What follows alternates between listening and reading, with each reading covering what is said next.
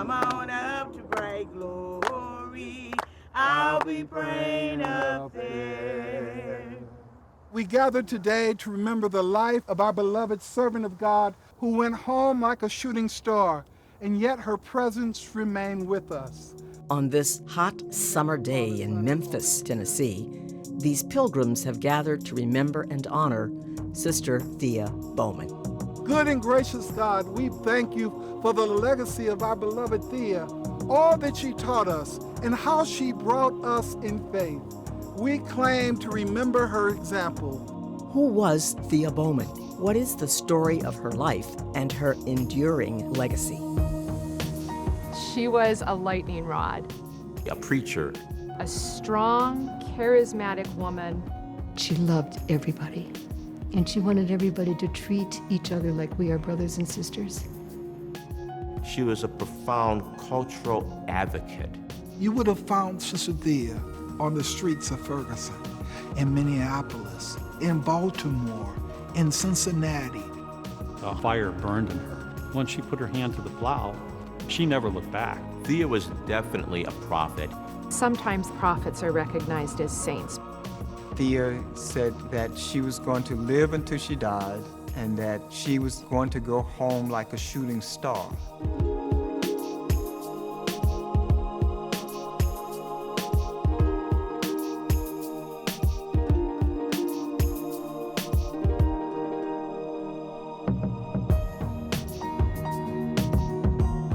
Thea Bowman was a modern African-American Franciscan sister now under consideration for sainthood in the Catholic Church.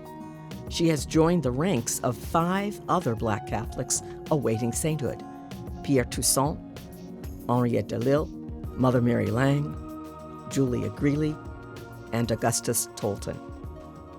Her canonization would be a source of great encouragement for Black people to believe that the Catholic Church really does value us.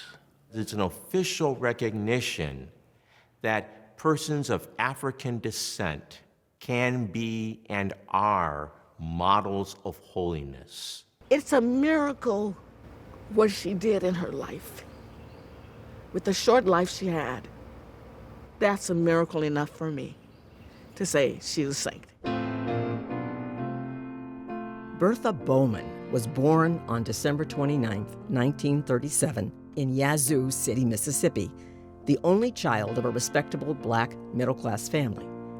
Her father was a medical doctor and her mother a teacher. After their baby was born, the couple returned to Canton, Mississippi, where Dr. Bowman served the Black community. Bertha's childhood was steeped in scriptures, music, and stories. She learned songs of our people. Her grandparents, that generation, would have been part of the slavery era. And she saw their faith and their resiliency, their perseverance. She was not born Catholic. She was born in a Black Christian tradition. Methodist, Episcopalian, Pentecostal. She enjoyed going to all of those churches because she enjoyed the preaching, and she enjoyed the singing and the uplifting music. Although the Bowmans were surrounded by the dire poverty of their sharecropper neighbors, they enjoyed a relatively affluent lifestyle. I grew up on Hill Street, just down the street from the Bowman home. Dolls, toys, anything that we had ever seen in the Sears Roebuck catalog, Bertha had it. And Mrs. Bowman always had cookies and milk. Mrs. Bowman was the epitome of grace and culture. A true Southern, gentle woman, if ever there was one. When my little boy got killed, every day, Miss Bowman would call me to want to know how I was doing and to say a Hail Mary. This went on for a good while. I mean, Sister Thea could not be anything but holy. The kind of mother she had, it had to come out. You might say it was in the DNA. Although Catholic ministry was rare in Mississippi, the missionary servants of the Most Holy Trinity staffed Sacred Heart Parish in Canton. In the segregationist model of the times, however, the parish welcomed white Catholics only. One day, my cousin Charles Otto went to Sacred Heart Catholic Church to go to pray. He's very spiritual. And a white lady went and called the police. Police came and got him and took him to jail because he was in church. Catholic Church is supposed to be universal. We thought we would be welcome, but we wasn't welcome there. The priests at Sacred Heart Parish realized the pressing need for ministry to the Black community. Decades of segregated life in Mississippi had created deep inequality in the education of Black children. The priests invited the Franciscan Sisters of La Crosse, Wisconsin, to establish a Catholic school for Black children. In 1948, 4 Franciscan Sisters of Perpetual Adoration arrived to establish Holy Child Jesus Mission School. Bertha Bowman's life would never be the same. The white people at Sacred Heart Church wanted the nuns to come over there to teach their children and not teach the Black children. Sister said, no, we came here to educate the children here. And they got mad with the nuns and called them all kinds of bad names. And Sister said, well, we'll just pray for them. When the Franciscan Sisters first came, the Black community were a little standoffish with them because here are these northern white nuns coming to their community and they really didn't trust them. We just didn't understand that a group of white women would come to the heart of racist segregationists in Mississippi to open up a school for Black children. The sisters really earned their trust by making home visitations, and they began to believe that these sisters really cared about their children. The sisters convinced Mother and Daddy that the tuition would be low, like $3 a month, and that we would get a good foundation, a good education. Thea's mother, being a teacher, wanted to make sure that she was well prepared when she entered school, and that's why she sent her to Holy Child Jesus Catholic School. Thea and I were among some of the first students to attend Holy Child, and we just gravitated toward each other. The nuns were a part of my life. They made us feel like people. And in the white community, my mother was called girl. With the sisters, it was always Mrs. McClendon. And it was a good feeling. It was the first time for some of us that we were acknowledged as people, as being somebody. What drew Thea to Catholicism was the faith in action of the Franciscan Sisters. She knew herself that if this is what Catholics are about, that's what she wanted to be. And she came to her parents at 9 years old and say, I want to become Catholic. And they honored that. At the age of 9, Bertha Bowman was baptized a Catholic. Shortly after her baptism, she knew that she wanted to be a Catholic sister. And so she and her non-Catholic Pentecostal friend Flonzie would mimic the sisters. We decided that we were going to become nuns together. We would find ourselves at the convent, walking around, because that's what the sisters did in the evening after supper, with our little bandanas on, with our rosary. Now, I was only 11, and of course, when I announced to Mother, guess what? Bertha and I are going to become nuns. And of course, she said, well, baby, I don't think your dad and I can allow you to do that. Thea wasn't drawn by the dogma of the church. She was not drawn by the liturgy of the church. She saw these white nuns pick up Black children, clean their noses, kiss them, hold them. By the time she was 15, she knew what she wanted. And she wanted to be a servant. Bertha began telling her parents that she wanted to go to La Crosse, Wisconsin to become a sister. They were not pleased. Her mother and father wanted her to wait, go to high school in Canton, and so she was so upset about that, she refused to eat. She went on a hunger strike. Finally, her mother and father said, we will let you go to the convent. Her father said, why don't you join a convent in New Orleans where they have some Black sisters and you would feel more at home? She said, no, I'm going to Wisconsin because I want to be with the sisters who taught me. She was drawn to those women who loved her. Could have been Anchorage, Alaska. It wouldn't have mattered to her, and it didn't matter what color they were. Dr. Bowman said to Thea, they're not going to like you up there. And she says, Daddy, I'm going to make them like me. And to the credit of the religious community, many who would not accept women of color, they were open to her. Bertha boarded a train with Sister Lina and began the 1,000-mile journey to La Crosse. Thea was supposed to sit in the baggage section, and Sister Lina would have none of that, so she got permission for Bertha Bowman at that time to ride in the passenger section, and that was a remarkable thing in 1953. Bertha arrived in La Crosse on August 21st, 1953. Her parents were right.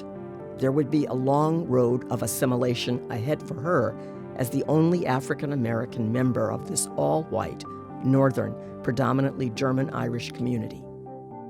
Thea was the first person I got to know as a black person. I had never met a black person before. When I first went to the convent, I thought if people didn't like me because I was black, I would accept that. I think any of the sisters who were negative simply did not have the experience of people other than Midwestern farmers for the most part, and Thea was a novelty. One sister came up to me and said, "We still like you even though you're black." I said, "Thank you." There were struggles for her, but I also know that the sisters were changed because she stretched them. She was a lovable person. So real and so wholesome and so genuine. She was so much fun. She had a great mind. I know it was way beyond anything I could put together. She had a magnetic personality, just a delight to be around.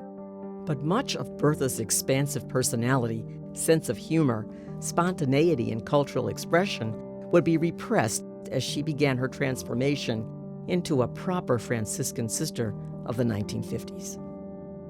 I know about what she was going through, and a number of people of our generation had to share in the same tension and trauma of joining religious communities where we had to allow them to define us as valid or worthy. And for many black religious in the United States, we who enter predominantly white orders, we have to assimilate. We have to take our own self, our own culture, all of our background and upbringing and hold back. And very often you had to push aside the things that came natural. You didn't walk in the room and say, you know, "Hey, how y'all doing today?" You walked in the room and said, "Good evening, sister." What she tried to do was to model and imitate all of the other sisters. She was very, very meticulous in abiding by all the religious rules of the convent. I don't think Thea was ever a nice white FSPA sister. I think she was always a black sister, always. But figuring out how that fit in time and space wherever she was generally the issue. Thea wrote me often. Not long after she got to La Crosse, she was diagnosed with tuberculosis and was in a sanitarium for a while. And she said, "I am determined that I am going to be a Catholic sister, no matter what it takes." And she was willing to go the distance. Over the next several years, Bertha continued in her formation and training. She excelled at her studies. When she entered novitiate and received the habit and white veil, she was given the name Sister Thea in honor of her father, Theon. She began her elementary school teaching career at Blessed Sacrament School in La Crosse.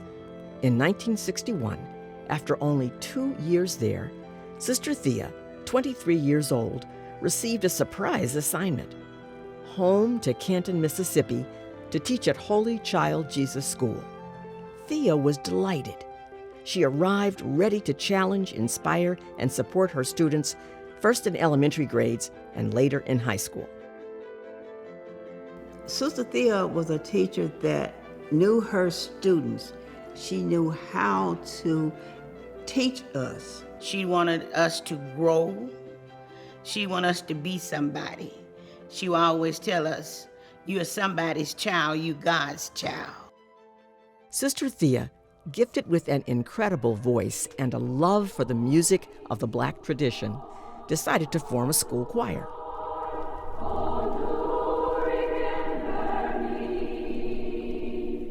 Sister Thea decided that they were going to record an album called The Voice of Negro America. Everybody wanted us to come sing for them. We went to different colleges to sing. We had a great time, and we raised enough money to build a new wing onto the high school. Sister Thea was also a source of compassion and inspiration for her students. I was in the 11th grade. I was probably about 5 months pregnant. And I started the show. And then I got the number to call Sister Thea, and I told her. She was quiet, and then she said, "Are you okay?" And I told her no. And she said, "Be strong, keep your head up." She always tells us, I want to see you all grow and do better and go out there and be somebody. She always knew I wanted to be a nurse. And she told me, do not let nothing stop me from fulfilling my dream. So I went to LPN school, and Sister Thea made me a person. I'm glad to be who I am because of her. Thea would spend 7 years in Mississippi, 1961 to 1968, returning to La Crosse in the summers to take classes toward her bachelor's degree. In 1963, Sister Thea professed perpetual vows as a Franciscan sister of perpetual adoration, and in 1965, graduated with a bachelor's degree in English. At that point, her community assigned her to do advanced studies in English in preparation for a future in higher education. Sister Thea went to the Catholic University of America to work both on her master's degree in English literature as well as her PhD in English. Thea came alive when she went to Washington, D.C., because that was the first time in her life she saw adult Black people in positions of responsibility. They were professors, they were business people, they were bankers, they were lawyers. And that really raised her awareness of who she could be. In 1972, armed with a newly minted PhD in English, Sister Thea returned to Viterbo College and joined the teaching faculty. She was a master teacher and a very popular teacher, and she'd come bounding in singing, "My Lord, what a morning when the stars begin to fall," and put everybody in just a happy mood, and they were ready to learn. Let's begin. Thea was respected by everybody, and we were department chairs at the same time. And hers was always a voice at the table that was well worth hearing. So this time when you sing the high note, can you think of a much smaller place? Daniel Johnson Wilmot, a voice teacher at Viterbo College, first met Sister Thea in 1972. They became professional colleagues as well as close friends. He always marveled at the strength, power, and tone of Sister Thea's voice. Thea had a world-class voice.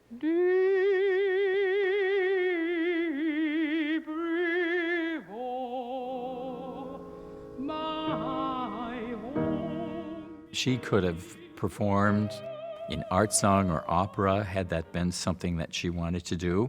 It was a powerful voice, projected naturally and very beautifully. She had a lovely range and vocal color. Eventually, we became very close, and she started calling me her little brother.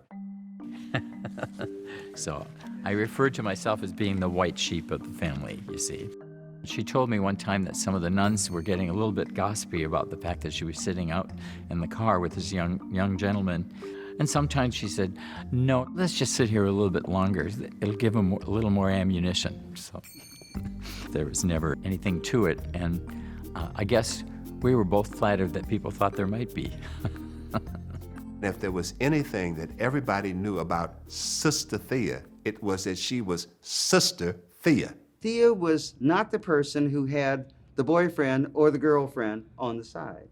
Thea was the person who had the Lord before her, and it was enough for her. Matthew, let's talk about the story. As Thea taught in La Crosse, the civil rights movement was raging across the South. One hotspot was her hometown of Canton, Mississippi. There was so much racial turmoil going on, lynchings, sit-ins and encounters. There were people fighting in the streets. That perplexed Thea. There she was, over 1,000 miles away. Even though she was away, she understood very well because we were on the news all the time with the marches. But now she never marched with us or was on a picket line with us. I think she felt some pain in that she really wanted to be so much with us. She knew that somehow God was calling her to be a voice and a witness to justice for her people. The tension was real for Thea, stationed so far away from the struggle. However, her vocational commitment remained firm. I often would say to Thea, you know, do you think we ought to leave the convent? You know, we probably could do whatever we want to do and be successful at it. And she would have none of that. She said, no, I've made my vows to the Lord and I never will turn back. She felt that she had a talk with God, and God had her back. Something finally did compel Thea to return to the South, the declining health of her parents. In 1978, with her community's blessing, she left Viterbo College and returned to Canton to care for them. She also started a new job, created by Bishop Joseph Brunini of the Diocese of Jackson, Mississippi. Bishop Bernini asked her to open up the very first office of intercultural awareness in the diocese. You think they can't dance because you've never joined the rhythm of their lives. She used her special gifts, her art of persuasion, but certainly her voice in song.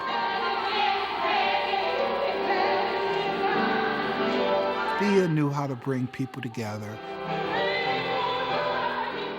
The bishop asked Thea to work across the diocese, speaking in parishes, conducting workshops, and raising awareness of the need for interracial and cultural respect. Her travel schedule took off.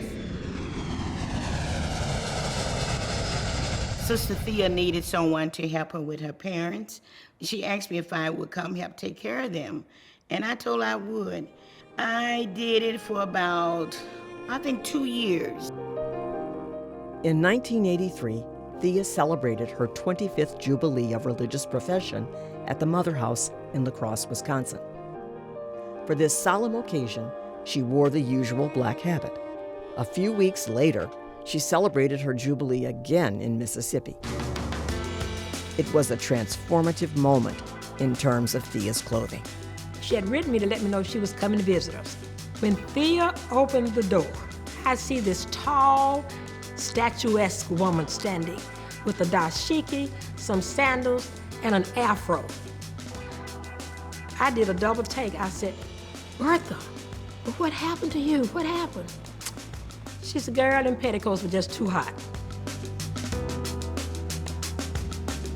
She did not have to wear a religious habit that came out of medieval Europe to say, I am a religious woman. Where is your habit?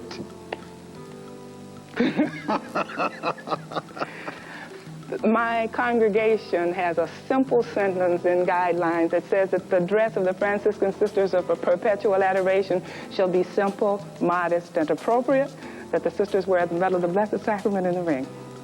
So this is it.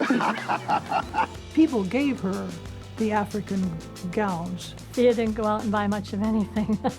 Many things were given to her. Sometimes it was this dress from Nigeria, or that one from Senegal, or that one from Ghana. It was just transformational. While Thea continued to live with her parents in her family home, she kept in close touch with the sisters living nearby in the convent at Holy Child Jesus School. Sister Thea would call the convent and say to whoever answered the phone, I'm going to Clarksdale tomorrow. Does anybody want to go with me? And that's how I started to really travel with her and drive her. She started preparing her speeches in the car. We talk about the spirit that is God, the spirit that is transcendent. I think in her mind, she already had the speech done, but to put it on paper so the dashboard of the car, the seat around her lap would be full of pieces of paper. I still wonder how she did it.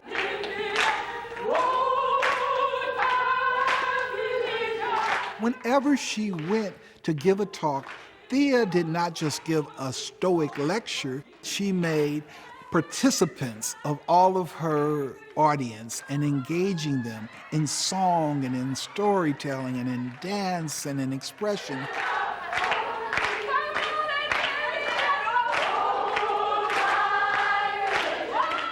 She loved the arts. She was the intersection of Black religion and the arts. I told Jesus it would be all right. We fell in love the minute we met, and she said, I like what you do. I wouldn't mind if you accompany me. How shall I send thee? To accompany Sister Thea, you had to be the Energizer Bunny like her. 10 for the 10 car, man, so 9 for the 9, all dressed so fine. She said, just follow me. When I start, you start. Because sometimes I wouldn't even know her key. Born in Bethlehem. Most of the time, she really didn't need a microphone. And then she could hit those high notes.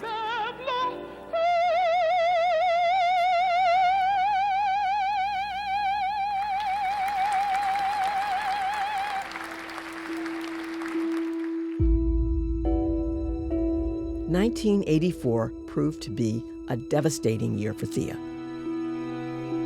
As her parents declined, she discovered a lump in her breast and was diagnosed with cancer. And I said, Thea, what can I do? Is there anything I can do? She said, yes, move in with me and help me with my parents. So I moved in to Hill Street. In that same year, Thea's mother and father both passed away within months of each other. Thea had begun radiation and chemo treatments, but she did not allow the cancer to slow her down. One thing I have asked of the Lord in my illness, I want to live until I die. I want to live fully. I want to love. I want to laugh. I want to help somebody. It just showed a level of acceptance that Thea had. I'm going to keep on going.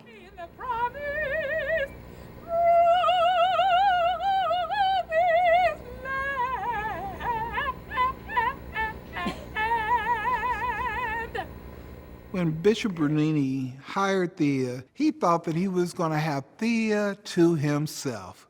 But little did he realize that she was renowned throughout the whole United States. She was in demand to give workshops and revivals and speaking at educational conferences. She had over 200 appearances in one year.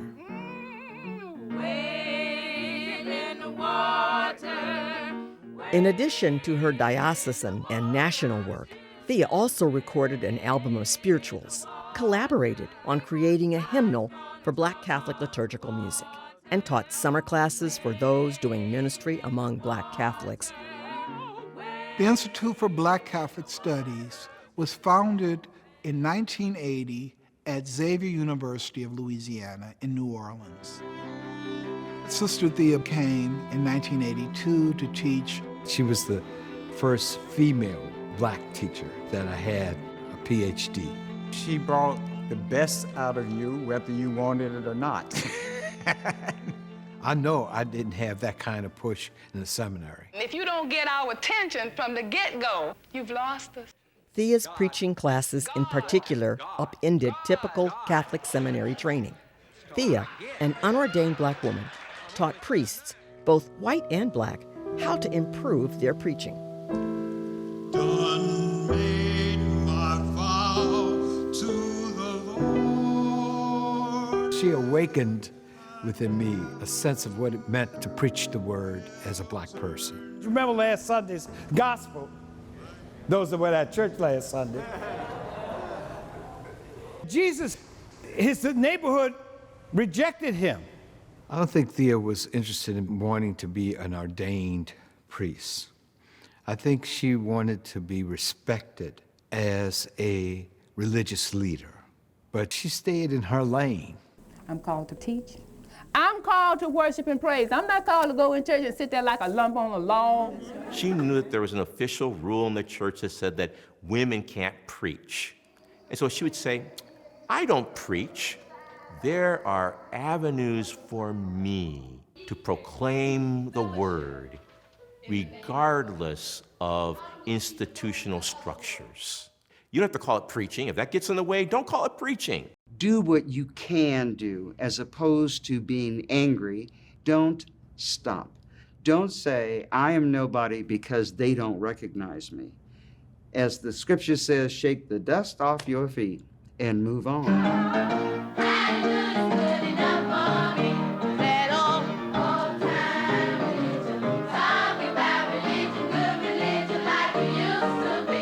One of the things that we run into with black Catholics is some of us have been taught that black expression is not Catholic. Sister Thea was not completely comfortable with the church's position on every issue. I got the distinct impression that she was somewhat dissatisfied, and she wanted to see more action. But she integrated her desire for change with a sense of tolerance and creativity. We have to study and to learn so that we are free to make choices from our own experience that are clearly in keeping with the mind of the church. Sister Thea never criticized the church. She loved the church. She didn't like the racism in society or in the church, and she spoke up against that. Thea challenged the church to the truth about justice and equality. Do the people in your parishes realize that if the black child does not have a decent education, they will pay for it? They will pay for it in welfare, they will pay for it in jail, they will pay for it in child support. We have all these issues floating around. And so often we seem to be afraid to attempt in Jesus' name to deal with them. She also understood that the church is made up of people, and people are not perfect. She would often say, let me tell you the true truth. And whenever she said the true truth, you know you were going to get a piece of her mind, but always done in a loving and constructive fashion. Thea understood that people have gifts, that genders don't have gifts, people have gifts. So whether it's a male or female, whether it is Catholic or Protestant, that we complement each other and that each of us has a role to play. She was giving the commencement address at the first graduation of the Institute for Black Catholic Studies. She spoke words of freedom and liberation to me. You can be your beautiful black Catholic self, that you have gifts to share, and you must bring them as gift to the church. I thought about all of the assimilation I had to do to be a black priest. And I remember throughout her talk, tears ran down my face. Now you hear about Europe all the time, don't you? In your geography, in your history, in world affairs. Africa is 5 times the size of Europe. In 1985, Thea experienced the fulfillment of a lifelong dream. After her parents died, her friends across the nation organized a fundraiser to send her to Africa. The black Catholic clergy people and black sisters got funds for her to go to Kenya for the International Eucharistic Congress. We both went to Africa together, and it was like we were home. That was a remarkable experience for her. Because she didn't, quote, stand out as being the only black person in a huge white population. She also went to Nigeria, and Thea didn't know for sure where her father's relations were from, but she always thought that she was from Nigeria. In 1988, the Maryknoll sisters asked her to do a workshop on racism with her sisters in Kenya and Tanzania, and it was wonderful to have her back to Africa for the second time. She was confined to a wheelchair, and she said, you know, I can't travel by myself anymore. I need a companion. I need somebody to assist me. So that's how I got to literally push her wheelchair around the United States and into Kenya and Tanzania also. But the trip really wore her out. She looked really sick and she was very, very weak, but she came alive. She was so happy to be in Africa. It was her homeland, I think, in many ways. Over the next several years, Thea's weakening health, her geographical distance from La Crosse, her rising national profile, and her independence created some tension between herself and her community. She was a lightning rod, a strong, black, charismatic woman. I'm not absolutely sure that all the Franciscan sisters loved her because she was so popular. She could be abrasive. Now, you know, I wouldn't treat you like this if you were all adults. And her strength was threatening to some. In order to be faithful to her calling, she had to push it. She had to be independent.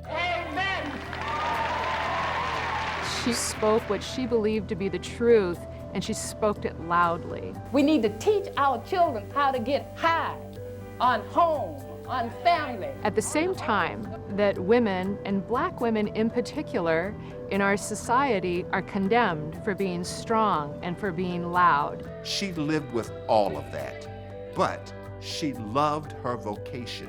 She never, ever, ever complained to me about any of the members of the community being negative to her. Most of us really felt that her work was pivotal. I think Thea always felt very connected with us, even though she was in Jackson and Canton and on the road or in the air a lot. She was a strong, committed Franciscan sister. I think the journey was about, I may not pass this way again, so I have to say what I have to say and do what I have to do and be who I'm called to be while I have time, right here.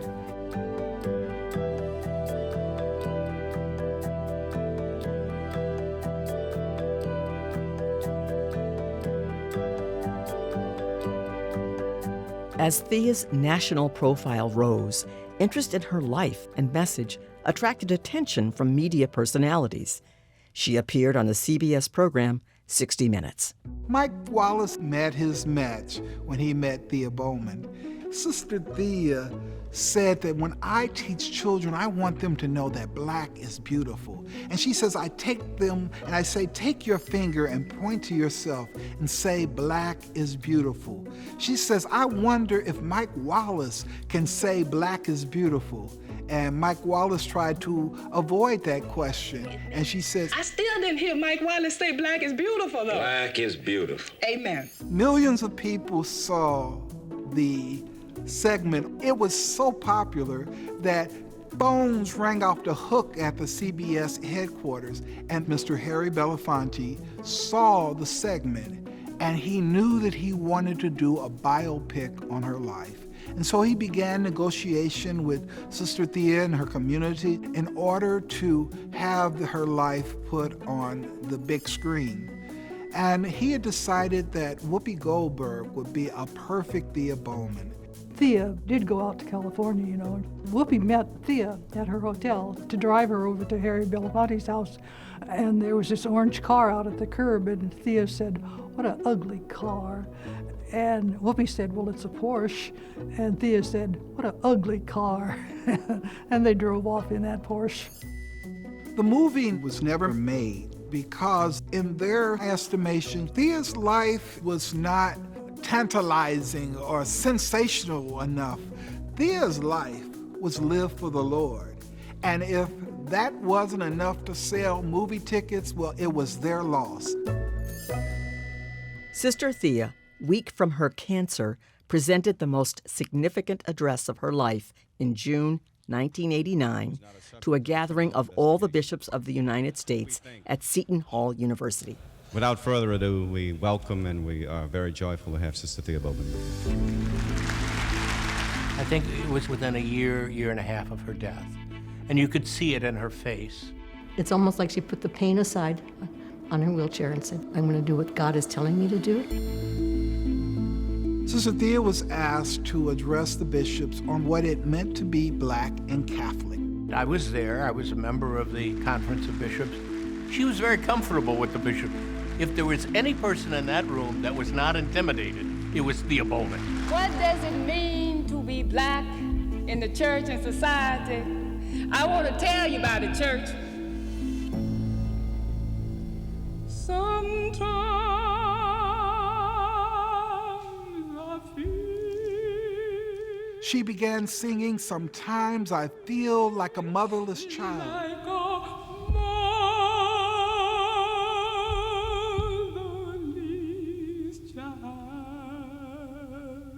She was trying to get the bishops to understand that as a child of the church, as a child of God, I feel motherless, I feel neglected. She reminded the bishops there aren't too many in this room that look like me, and that our church is bigger than who we might see at times. She said that whenever you have a meeting, look around and see who's not sitting at the table, and then send somebody out to get them and bring them in. Then and only then can we truly be church. What does it mean to be Black and Catholic? It means that I come She to said, I come before you as a fully functioning individual with all of my history, my Black culture, my Black experience, my Black music. And then she asked them the question, That doesn't frighten you, does it? I come to my church fully functioning. now she asked it because she knew deep down that for many in that room, it did. We love our bishops, y'all. We love y'all too. But see, these bishops are our own. As she turned and looked at the Black bishops, she said, these are our bishops. You may have ordained them as bishops, but they're ours. We raised them. They came for our community. And in a unique way, they can speak for us and to us. She eventually had the bishops join her in song. We shall overcome. Y'all get up. Now, Bishop, I'm gonna ask y'all to do something. Cross your right hand over your left hand. You gotta move together to do that.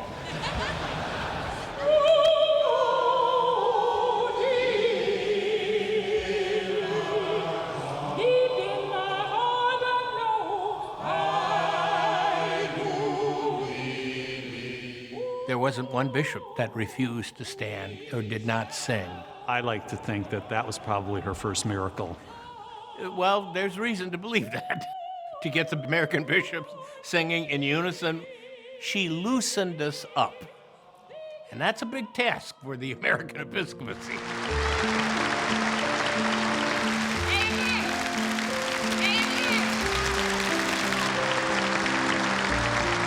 That was a critical and a pivotal moment for her. It raised to a level of finality her contribution to the church in the United States. It would be a sign of her spiritual authority. At the end, they presented her with some beautiful roses. In the name of all the mothers and grandmothers and aunts, all the women who have brought you to priesthood, who have nurtured you toward episcopacy, who have strengthened you in faith and hope and love so that you can be Church of Jesus Christ, I accept these beautiful roses. God bless you always. Sister Thea did a couple trips after speaking at Seton Hall. She became gradually more weak and more in pain, and it really hurt her that she had to cancel some of her appointments. That told me that she was really, really declining.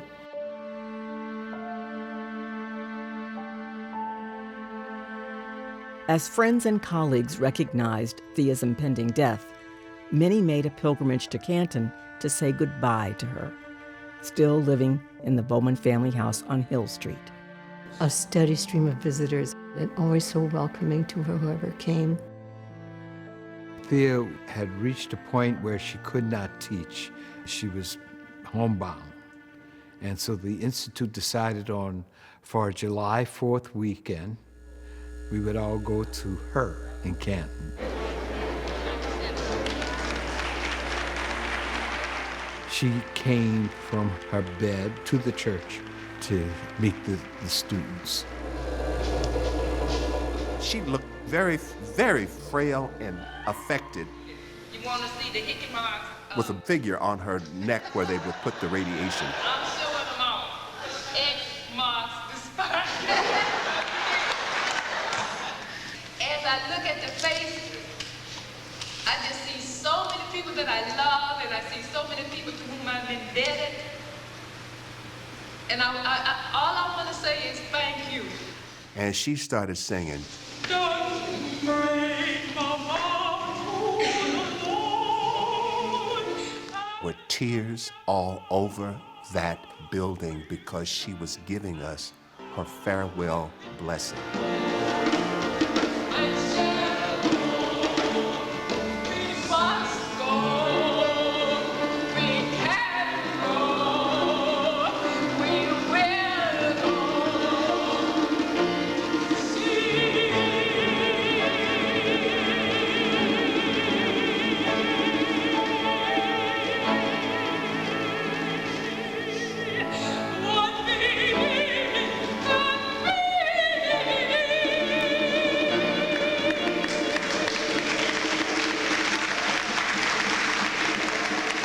That was the last time I think we actually saw her alive.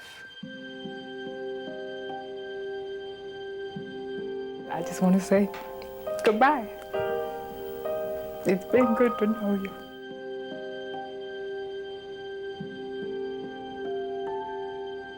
When I was visiting Thea, I said, Thea, is there anything you want that I can bring you tomorrow?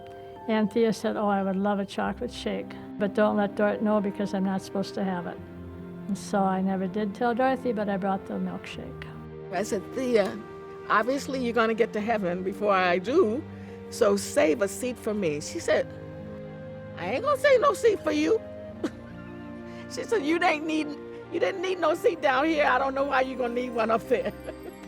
I said, you're not supposed to make jokes when you're dying. She said, I didn't know that. I never died before. I had made arrangements with Dort to possibly have the choir come to the house and maybe sing something or say hello to Thea. And we came and that brought the whole choir into her house. There were 45 students. And I decided to sing Roll, Jordan, Roll. And Roll, Jordan, Roll, I want to go to heaven when I die to hear Jordan roll. When we were done, Thea burst into tears. That's the only time I ever heard her cry. It's because she couldn't sing herself anymore. Because Dort told me it was really, really bothering her that she didn't have enough breath to sing.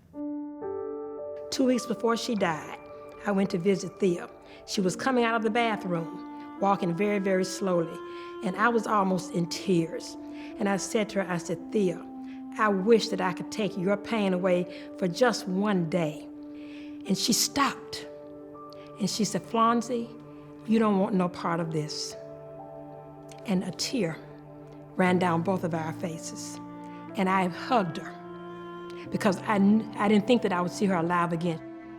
I'll never forget the last phone call that I had from her. She wanted to talk to me, and she got on the phone, and she couldn't. There was just this kind of mumbling in the phone. And of course, I really broke down at that moment because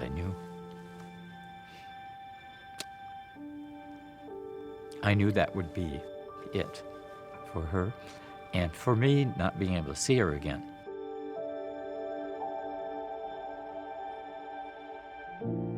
On Friday, March 30th, Thea's Franciscan sisters and friend Sister Addie Walker held vigil. I woke up and I saw Sister Celesta lighting a candle. She said, I think the end is coming. I asked if I could have a minute with her. I sat on her bed, put my hand over her shoulders and said, Thea, it's all right to go. It's all right. I'll miss you. and your parents are waiting for you in heaven. And I said, goodbye, I love you. And she died.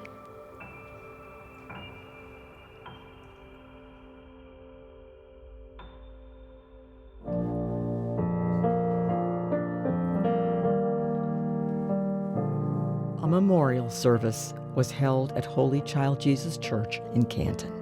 Completely filled chapel. People stood up and gave reflections on Thea's life. There waits for me a glad tomorrow. The funeral was at a big church in Jackson called St. Mary's. It was just a giant, giant crowd. And I think everybody felt Thea's spirit. This veil of sorrow. Before she died, Sister Thea gave me a brown envelope with all of her funeral plans, everything. And I was like, oh, Sister Thea, no, I want you to do it. Everything was lined up, all the songs, everything she wanted. It was a pauper's casket with blue felt covering. She said, I don't want all this money put on me in the ground because we could take this $7,000 or $8,000 and educate black children. Just put me in the cheapest thing they can find. While saints are singing, home, Thea, welcome home. People were singing and praising the Lord just like she wanted it. She didn't want no sad celebration, but it was beautiful. Someday, God only knows just where and when. She said, when I'm gone, I want you to sing the song Zion's Hill. That was her dream, that when she was gone, she would be with her parents, her loved ones, on Zion's Hill. And I shall go to dwell on Zion's Hill. Thea's buried at the family cemetery plot in Memphis. Father John Ford, in his homily, said that Thea said that she was going to live until she died and that she was going to go home like a shooting star. Show Journey the Truth says, I'm not going to die, honey. I'm going home like a shooting star. And I shall go to dwell on Zion's Hill.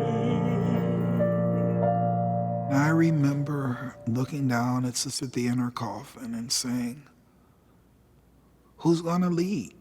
Who's going to speak? Who's going to preach? Who's going to tell the story?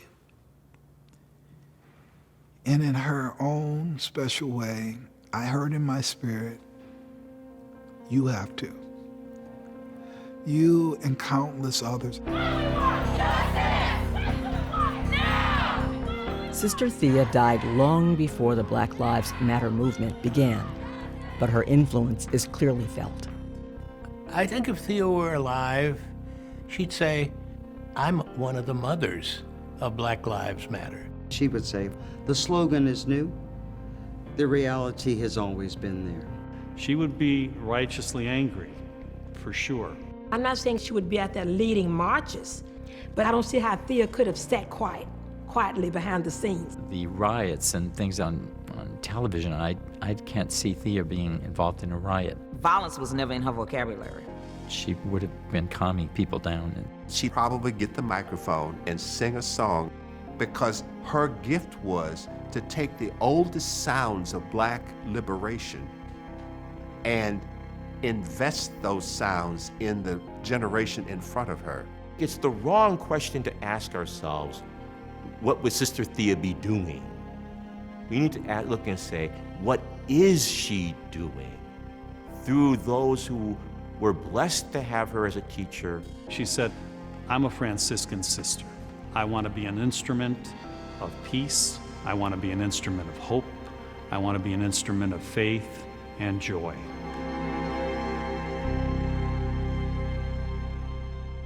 Father David Jones, who's from Chicago, said Thea was there to speak, and she threw her coat to him and said, here, hold this. People here think I'm going to be a saint. They're stealing everything from me. Sister Thea Bowman's cause for canonization as a saint in the Catholic Church is underway, although it may take years to be accomplished. It is the Diocese of Jackson that's taking the lead in Thea's canonization process, and we're supporting them 100%. In November 2018, at the Plenary Assembly of Bishops, I introduced her cause, and by voice acclamation, she was on the path formally as servant of God. Is Sister Thea Bowman a saint? If Thea was sitting here, I would think she would just laugh if she was asked that question. A saint is not something that belongs to the 12th century. It belongs to us right now. She's been canonized in my heart since the day she died. She's the perfect person to be named a saint for us.